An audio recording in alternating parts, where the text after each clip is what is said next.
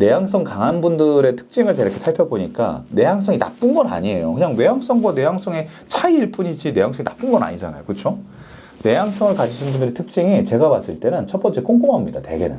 저처럼 외향성이 강한 사람보다는 대개는 꼼꼼하시고 차분하시고 그리고 사회생활을 잘 하시더라고요.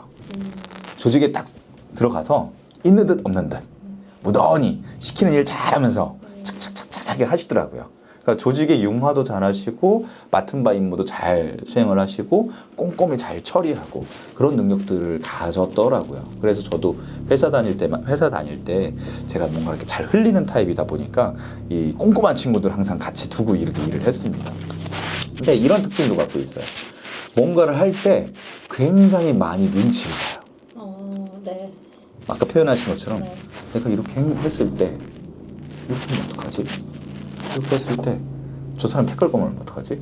내가 아이디어를 냈는데 그건 아니에요 이러면 어떡하지? 심지어 굉장히 힘들게 마음을 먹고 아이디어를 딱 얘기했는데 앞에 있던 사람이 부정어를 막 뿜뿜하면서 반론을 펼쳐. 그러면 상처 입어.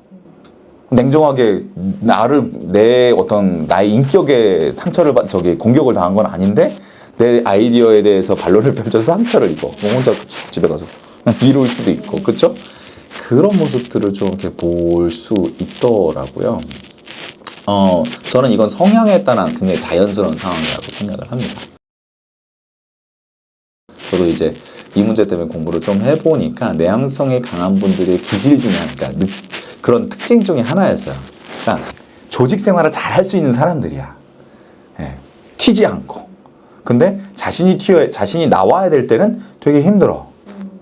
왜냐면 나는 지금까지는 능동적으로 뭘 했다기보다는 수동적으로 계속 하던 사람이니까 능동적인 그 상황에 들어가서 뭘 하기가 되게 힘들다는 거예요. 근데 말하기, 대화, 내 주장, 아이디어의 개진 이런 것들은 굉장히 능동적인 행위인 거예요. 그러니까 이게 벌써 이렇게 간극이 생기는 거죠. 힘든 거죠.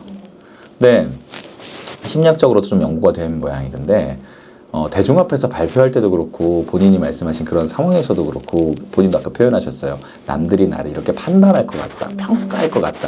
이런 생각들이 있잖아요.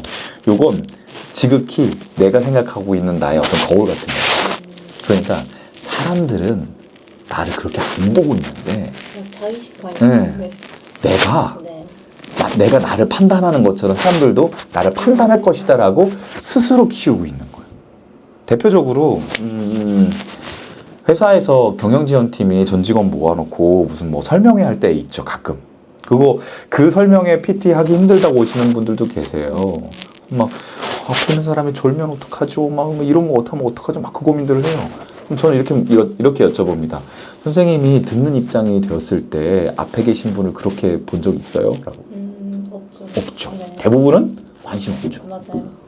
그러다. 뭐야 뻔한 것도 읽고 앉았네. 저렇게 하면 전사메일 돌리지 왜 바빠 죽겠는데 이렇게 오라고 해. 그런 생각 갖고 있지. 저 사람이 얼마나 잘하는지 한번 보자. 내가 저 사람의 말을 듣고 논리적으로 팍 해야겠어. 이런 사람 며칠 안 되겠어. 아예 없을 것 같아요. 네, 없어요. 대부분은 관심 없습니다. 사람들은 의외로 생각외로 나한테 관심이 없어요.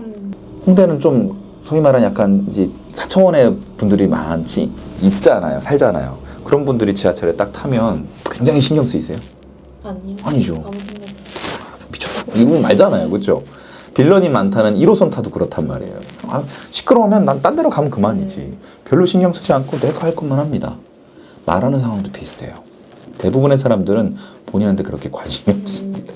근데 내가 남들이 나를 그렇게 볼 것이더라고 자꾸 키우고 남들은 나를 이 정도의 기준으로 볼 테니 내가 그걸 충족시켜야 된다라는 생각을 자꾸 확장하고 있는 거예요.